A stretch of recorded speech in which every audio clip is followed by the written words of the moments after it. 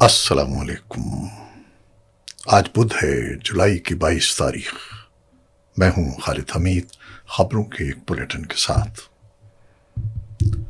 امریکہ نے ایران پر مسلسل 11ویں رات بھی فضائی حملے جاری رکھے، جبکہ امریکی وزیر دفاع پیٹ ہیگسیت نے کہا ہے کہ ایران کے ساتھ جاری جنگ پر اب تک تقریباً 37.5 ارب ڈالر لاگت آ چکی ہے۔ ایرانی ذرائع کے مطابق تہران نے بحرین، کویت اور اردن میں مزید جوابی حملے کیے ہیں، جبکہ امریکی صدر ڈونلڈ ٹرمپ نے ایران کی مبینہ جوہری تنصیب پک ایکس ماؤنٹین کو نشانہ بنانے کی دھمکی دی ہے۔ دوسری جانب ایران نے خبردار کیا ہے کہ ایسے کسی بھی اقدام سے خطے میں کشیدگی مزید بڑھ سکتی ہے۔ ادھر ایرانی وزیر داخلہ اسکندر مومنی نے اسلام آباد میں پاکستان کی اعلیٰ قیادت، جس میں army chief field marshal Asim Munir بھی شامل ہیں، ان سے ملاقاتیں کی ہیں۔ سفارتی ذرائع کے مطابق مختلف ممالک کے ثالث جنگ بندی اور کشیدگی میں کمی کے لیے رابطے تیز کر رہے ہیں۔ تہران میں رات بھر دھماکوں کی آوازیں سنائی دیتی رہیں، جبکہ امریکی فوج نے اعلان کیا ہے کہ اس نے ایران کے خلاف مسلسل 11ویں روز اپنے فضائی آپریشن مکمل کر لیے ہیں۔ جنوب مغربی ایرانی شہر بہبہان میں بھی ایک مبینہ امریکی میزائل حملے کے بعد آگ لگنے کی اطلاعات موصول ہوئی ہیں۔ تہران میں فضائی دفاعی نظام نے کارروائی کرتے ہوئے ایک ڈرون مار گرانے کا بھی دعویٰ کیا ہے۔ اور اب خبروں کی تفصیل۔ امریکی سینٹرل کمانڈ کے مطابق امریکی افواج نے ایرانی فوجی آپریشن مراکز، بحری تنصیبات، طیاروں کے ہینگرز، ڈرون ذخیرہ گاہوں اور فوجی لاجسٹک کے بنیادی ڈھانچے کو نشانہ بنایا۔ سینٹکام نے اپنے بیان میں دعویٰ کیا کہ گزشتہ 3 ماہ کے دوران ایران نے اہم بین الاقوامی آبی گزرگاہ سے گزرنے والے 30 سے زائد تجارتی جہازوں پر حملے کیے، جس سے سینکڑوں ملاحوں کی جانیں خطرے میں پڑیں اور بین الاقوامی جہاز رانی متاثر ہوئی۔ بیان میں مزید کہا گیا ہے کہ کشیدگی کے باوجود آبنائے ہرمز تجارتی جہازوں کی آمد و رفت کے لیے کھلی ہوئی ہے، جبکہ مئی کے آغاز سے اب تک امریکی افواج تقریباً 900 تجارتی جہازوں اور 450 ملین بیرل خام تیل کی محفوظ نقل و حمل میں معاونت کر چکی ہیں۔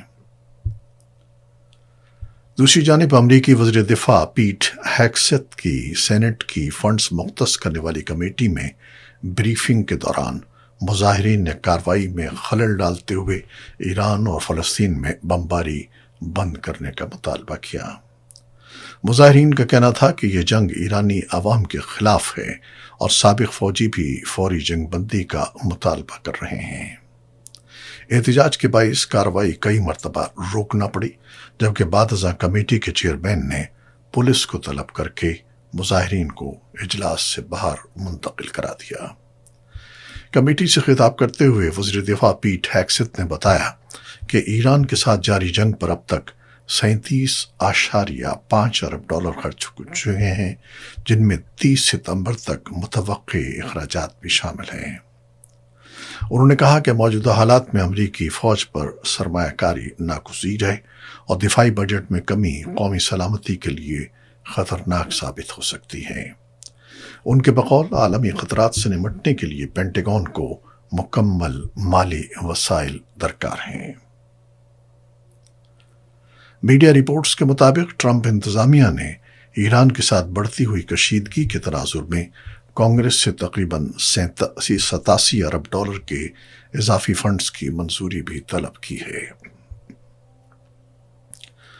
ایران کی فوج نے دعویٰ کیا ہے کہ اس نے امریکی حملوں کے جواب میں آپریشن صاعقہ کے تحت خطے میں موجود متعدد امریکی فوجی اڈوں کو ڈرون حملوں کا نشانہ بنایا۔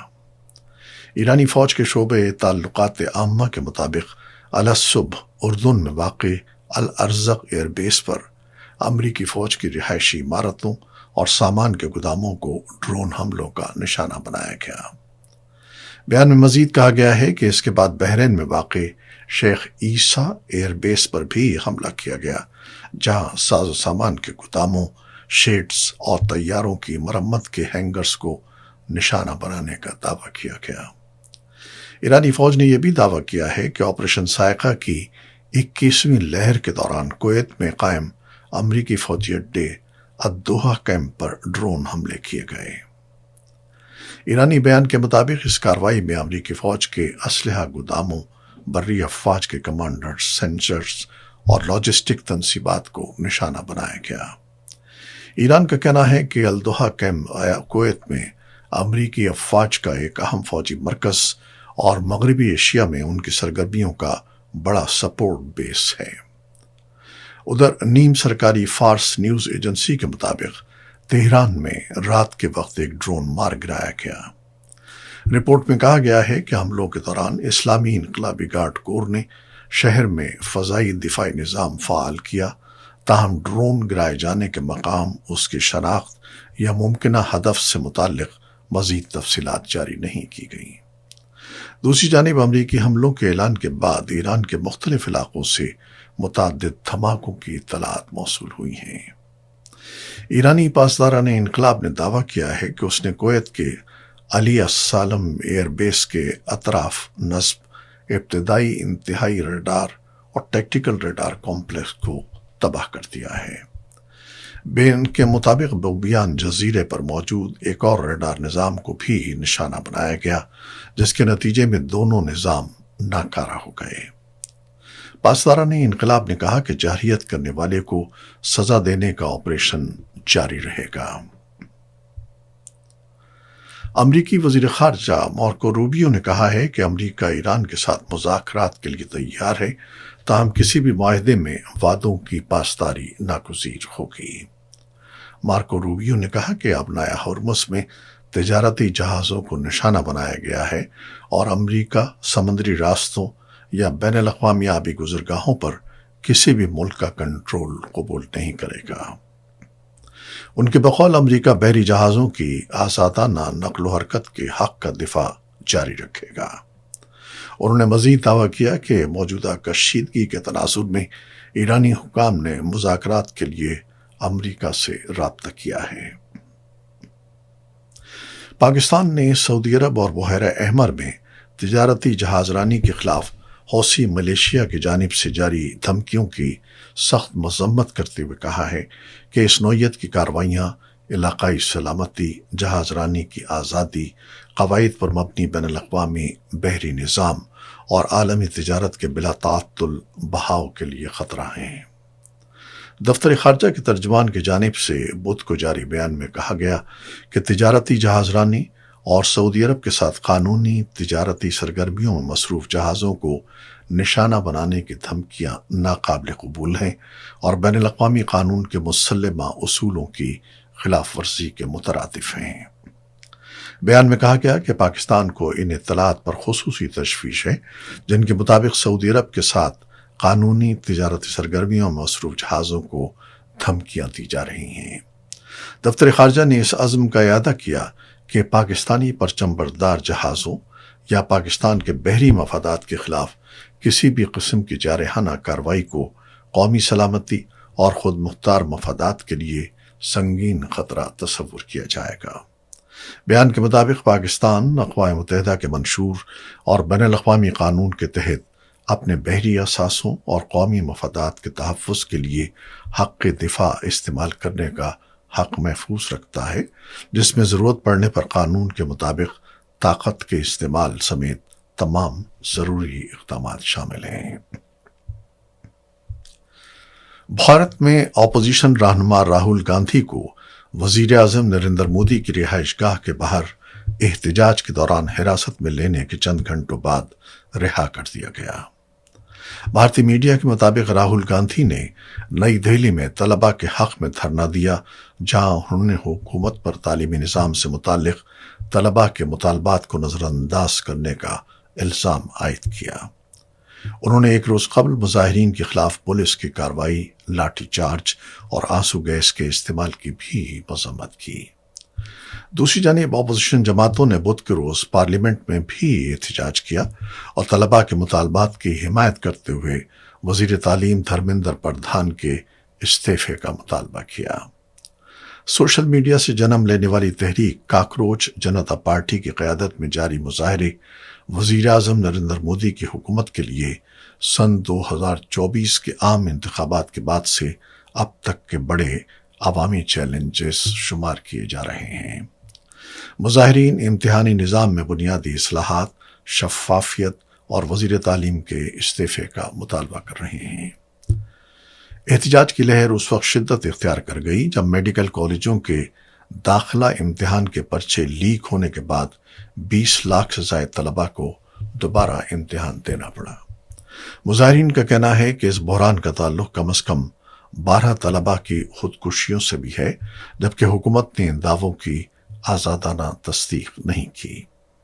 وزیر تعلیم دھرمیندر پردھان نے سوشل میڈیا پر جاری اپنے بیان میں کہا کہ حکومت تعلیمی نظام میں اصلاحات، شفافیت اور جواب دہی کے لیے پرعزم ہے اور طلباء کے تحفظات دور کرنے کے لیے اقدامات کیے جا رہے ہیں۔ ادھر نئی دہلی میں احتجاج اس وقت پرتشدد ہو گیا جب بعض مظاہرین اور سیکیورٹی فورسز کے درمیان جھڑپیں ہوئیں۔ پولیس نے مظاہرین کو منتشر کرنے کے لیے آنسو گیس کے شیل داغے اور لاٹھی چارج کیا۔ پولیس کے مطابق اس دوران 60 شہری اور 118 پولیس اہلکار زخمی ہو گئے، جبکہ دہلی کے علاوہ ممبئی اور بنگلورو میں بھی احتجاجی مظاہرے کیے گئے۔ کاکروچ جنتا پارٹی کے بانی ابھیجیت ٹپکے نے اعلان کیا ہے کہ تحریک احتجاج جاری رہے گی، تاہم مظاہرین کی حفاظت کے پیش نظر فی الحال نئی دہلی میں بڑے جلوس نہیں نکالے جائیں گے۔ ان کا دعویٰ ہے کہ پیر کے روز پارلیمنٹ کی جانب مارچ کے دوران پولیس کارروائی میں 150 سے زائد مظاہرین زخمی ہوئے۔ دوسری جانب انسانی حقوق کی عالمی تنظیم ایمنسٹی انٹرنیشنل نے بھارت میں طلبہ مظاہرین کے خلاف طاقت کے استعمال پر تشویش کا اظہار کیا۔ تنظیم نے بھارتی پولیس سے غیر ضروری اور حد سے زیادہ طاقت کے استعمال کو فوری طور پر روکنے کا مطالبہ کرتے ہوئے کہا کہ پرامن احتجاج اور اختلاف رائے کو دبایا جا رہا ہے۔ ایمنسٹی انٹرنیشنل نے اپنے بیان میں کہا کہ مظاہرین کو پارلیمنٹ ہاؤس تک پہنچنے سے روکنے کے لیے رکاوٹیں کھڑی کی گئیں، جبکہ بعض علاقوں میں میٹرو سروس اور موبائل انٹرنیٹ بھی معطل کیا گیا۔ تنظیم نے لاٹھی چارج اور آنسو گیس کے استعمال کی آزادانہ اور غیر جانبدارانہ تحقیقات کا مطالبہ بھی کیا ہے۔ نیو یارک کے میئر زہران ممدانی نے کہا ہے کہ اسرائیلی وزیر اعظم بنجامن نیتن یاہو کے خلاف بین الاقوامی فوجداری عدالت ICC کی جاری کردہ وارنٹ گرفتاری کو سنجیدگی سے لیا جانا چاہیے، تاہم نیو یارک شہر کی انتظامیہ کے پاس انہیں گرفتار کرنے کا اختیار نہیں ہے۔ میڈیا سے گفتگو کرتے ہوئے زہران ممدانی نے کہا کہ قانونی ماہرین اس بات کا جائزہ لے رہے ہیں کہ اگر نیتن یاہو اقوام متحدہ کے جنرل اسمبلی کے اجلاس میں شرکت کے لیے نیو یارک آئیں تو آیا ICC کے وارنٹ کی بنیاد پر ان کی گرفتاری ممکن ہو سکتی ہے یا نہیں۔ انہوں نے وفاقی حکومت پر زور دیا کہ اگر قانونی طور پر ایسا ممکن ہو تو نیتن یاہو کے خلاف جاری وارنٹ پر عمل درآمد کیا جائے۔ زہران ممدانی نے کہا کہ ان کے بقول نیتن یاہو کو بین الاقوامی فوجداری عدالت کے سامنے پیش ہونا چاہیے، جہاں ان پر عائد الزامات کی سماعت ہو۔ اسرائیلی وزیر اعظم کی ستمبر میں اقوام متحدہ کے جنرل اسمبلی کے اجلاس میں شرکت کے لیے نیو یارک آمد متوقع ہے، جس کے تناظر میں ICC کے وارنٹ پر ایک بار پھر بحث شروع ہو گئی ہے۔ برطانیہ کے نئے وزیر اعظم اینڈی برنہم نے ایران کے خلاف امریکی کارروائیوں کے لیے محدود پیمانے پر برطانوی فوجی اڈوں کے استعمال کی منظوری دے دی ہے۔ برطانوی میڈیا اور بلومبرگ کی رپورٹ کے مطابق یہ فیصلہ سابق وزیر اعظم کیئر اسٹارمر کی پالیسی کا تسلسل ہے۔ ذرائع کا کہنا ہے کہ بحر ہند میں واقع ڈیاگو گارشیا اور انگلینڈ کے گلوسٹر شائر میں واقع RAF فیئرفورٹ کے اڈے امریکی طیاروں کے استعمال کے لیے دستیاب رہیں گے۔ رپورٹ کے مطابق ان اڈوں سے پرواز کرنے والے امریکی طیارے ایران کے میزائل خطرات کا مقابلہ کرنے اور آبنائے ہرمز سے متعلق فوجی اہداف کے خلاف کارروائیوں میں حصہ لے سکتے ہیں۔ ذرائع کے مطابق وزیر اعظم اینڈی برنہم کو اس پالیسی پر بریفنگ دی گئی، جس کے بعد انہوں نے موجودہ حکمت عملی برقرار رکھنے سے اتفاق کیا۔ رپورٹس کے مطابق برطانوی حکومت کو اس فیصلے پر اندرون ملک سیاسی دباؤ کا سامنا ہے۔ گرین پارٹی اور لبرل ڈیموکریٹ سمیت بعض سیاسی جماعتوں نے امریکی کارروائیوں کے لیے برطانوی اڈوں کے استعمال کی مخالفت کرتے ہوئے خدشہ ظاہر کیا ہے کہ اس سے برطانیہ جنگی تنازع میں مزید الجھ سکتا ہے۔ اور اب کھیلوں کی خبریں۔ Pakistan women's junior hockey team نے 14 برس بعد ویمنز جونیئر ایشیا کپ سن 2026 کے لیے کوالیفائی کر لیا ہے۔ پاکستان ہاکی فیڈریشن کے ترجمان وقاص شیخ کے مطابق ایشین ہاکی فیڈریشن نے باضابطہ خط کے ذریعے قومی ٹیم کی کوالیفیکیشن کی تصدیق کر دی ہے۔ ایشین ہاکی فیڈریشن کے صدر فومیو اوگورا نے اپنے تہنیتی پیغام میں کہا ہے کہ پاکستان ویمنز جونیئر ٹیم نے ویمنز جونیئر AHF کپ سن 2026 میں شاندار کارکردگی اور بہترین رینکنگ کی بدولت ایشیا کپ میں جگہ بنائی ہے۔ یہ تھی وہ خبریں جو یوٹیوب چینل پر ہم نے آپ کے لیے پیش کی ہیں۔ آپ ہمارے چینل کو دیکھتے ہیں، شیئر کرتے ہیں، پسند کرتے ہیں اور اپنے کمنٹس میں اپنی محبتوں کا اظہار کرتے ہیں، جس کے لیے ہم آپ کے بہت ممنون ہیں۔ اپنی ان کاوشوں کو، ان محبتوں کو جاری رکھیے گا۔ خالد حمید کو اب اجازت دیجیے گا۔ اللہ حافظ۔